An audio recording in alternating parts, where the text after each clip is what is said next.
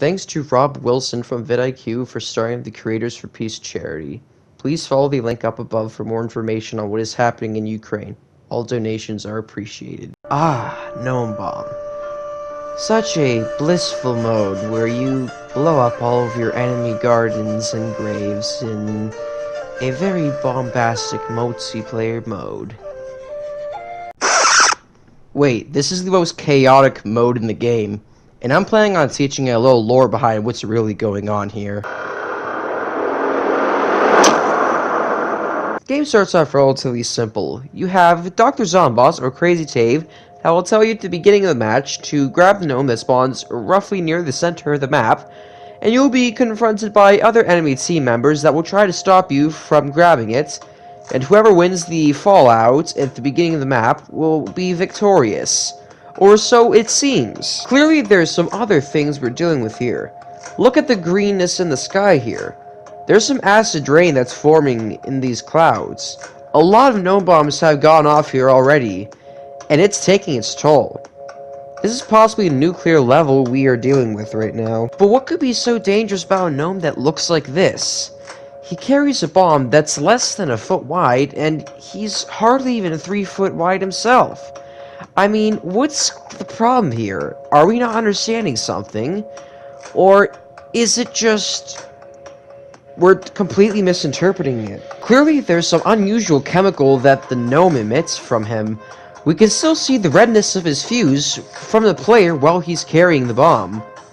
So clearly, there is some unusual thing at play right here. Taking Pea-Shooter's height into account, he's approximately 4'6", and that will make this grave here approximately 15 feet tall, which would probably make this explosion right about here 30 feet in width. That's a lot of damage when you're comparing it to normal explosives like dynamite, which measure in around a 7-foot explosive for a single, which would make this compact explosion similar to about 8 to 11 sticks of dynamite.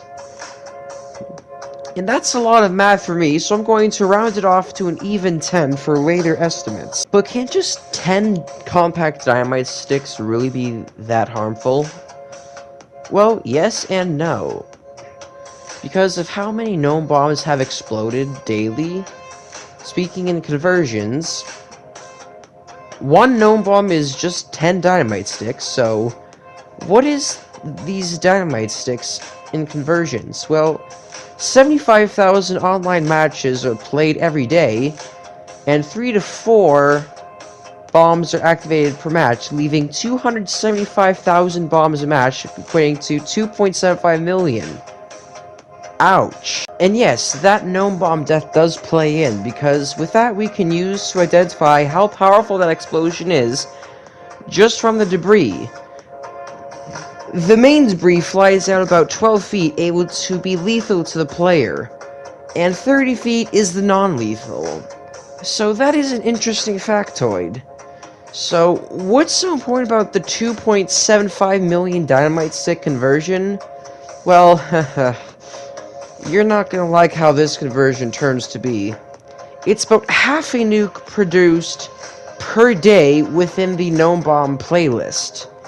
Yes, half of a nuclear missile is produced daily. And if we take calculations into account for the past 6 years of Garden Warfare 2, we get a factor of over 6 billion dynamite sticks for 605 million activated gnome bombs, or more. And that's not all, because this game is still active, with probably still at least 70 to 75,000 gnome bomb playlist modes active a day. Although it is dwindling in popularity, there is still a lot of destruction going on, and it cannot be stopped.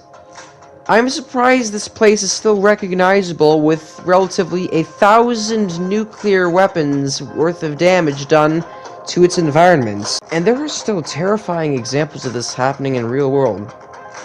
There are dozens of bombs being exploded in Ukraine cities every day and night, mostly along eastern borders. Some of my favorite YouTubers, some of my favorite friends, are getting harassed with their lives threatened every day, and I fear for them.